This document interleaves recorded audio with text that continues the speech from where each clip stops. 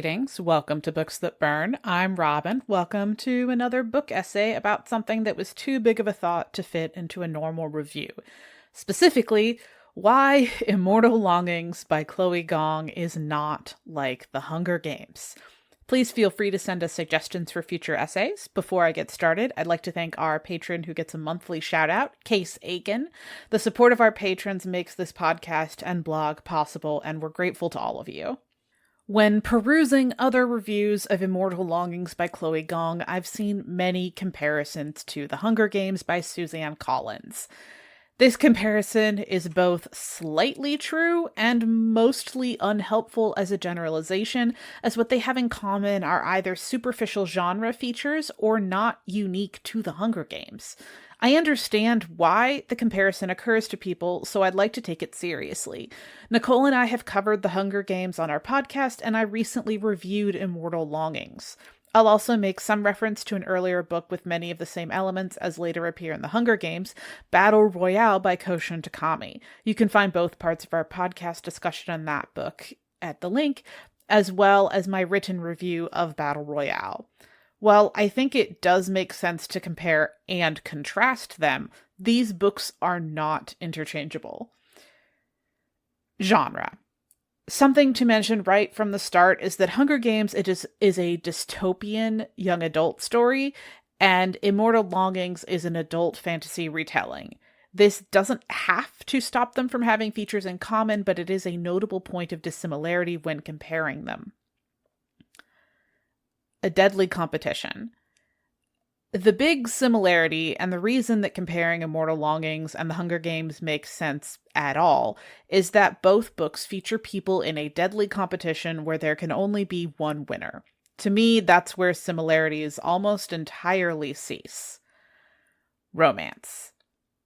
I must make brief mention of the fact that The Hunger Games, Immortal Longings, and Battle Royale all feature male-female romances or relationships.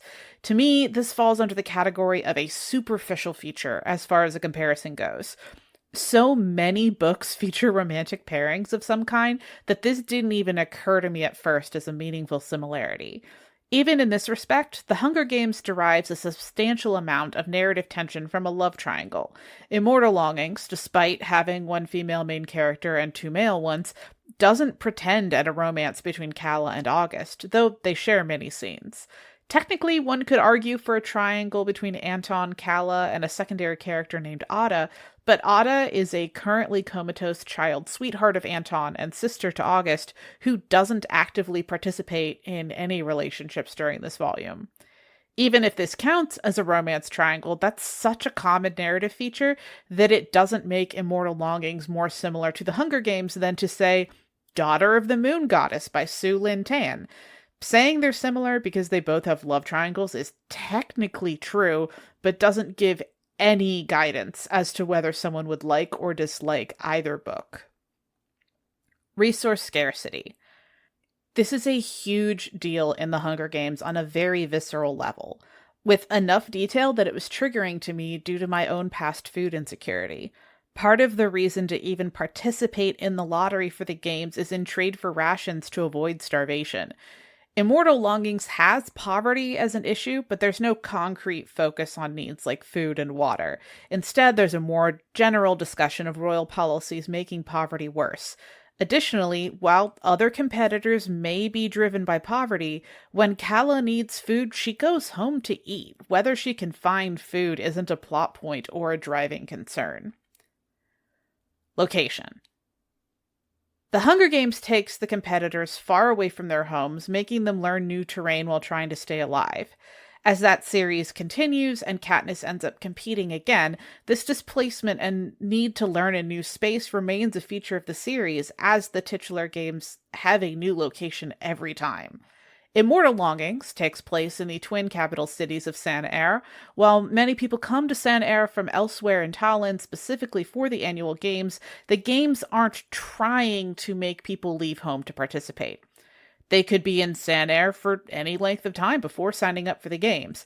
Part of why this is important is that Calla has lived in San-Air for years. She thinks about the history of the Twin Cities as she moves around them. Her perspective on the cities and their people is a wonderful part of the world building. Anton has always lived in San Air. It's important to his backstory that he used to be friends with August, the prince. Neither of them is having to learn the place and the games at the same time. They get to already be familiar with both, presumably having been spectators to previous games and already residing in San Air.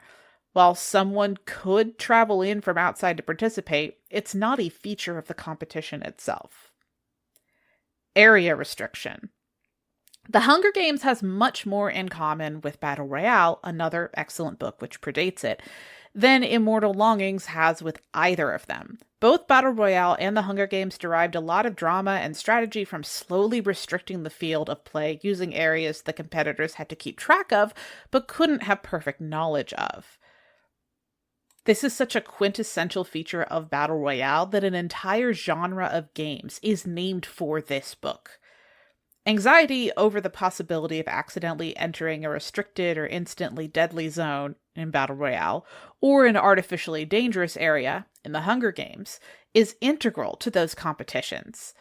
The competitors in Immortal Longings have access to the whole city continually, except when they're down to 2 people. At that point, the final 2 are summoned to the arena for a showdown.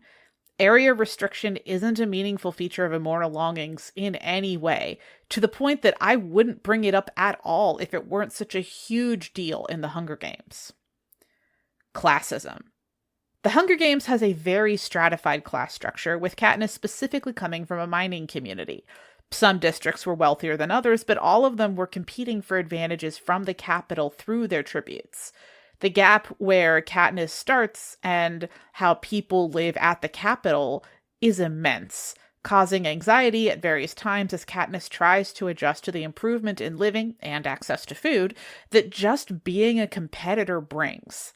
Immortal Longings has a class commentary, but it takes a very different angle. Part of this is because it's specifically a retelling of the relationship between Mark Antony and Cleopatra, 2 people not widely known for being lower class.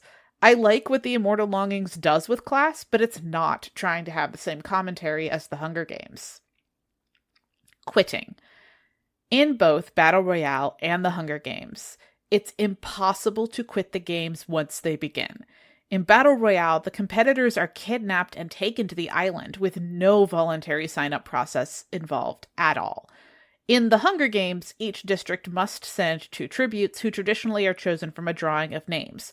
Voluntary enrollment is possible. One of the most famous lines in the book is from when Katniss volunteers to go in her sister's place. No matter whether they volunteered or their names were drawn, once the competition starts, the tributes are unable to quit or leave.